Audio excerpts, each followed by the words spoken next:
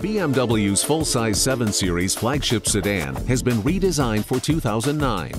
Available in standard and long wheelbase models, the 5-passenger 7 Series has smoother angles and body lines, making for a curvaceous and elegant package. As expected in a flagship BMW sedan, the 7 Series is available with a host of technological features. Standard is a chassis control that can alter driving dynamics, while available features include a backseat DVD player and an updated version of the iDrive interface, which gives more intuitive control over the navigation and entertainment system.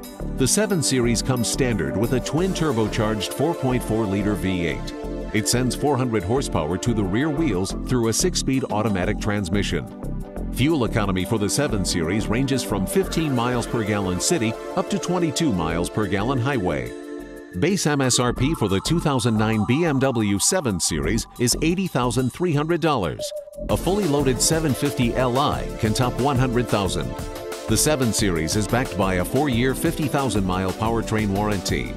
For the luxury sedan driver seeking a heightened level of performance and cutting-edge technology, the 2009 7 Series delivers in an all-new design that remains distinctly BMW.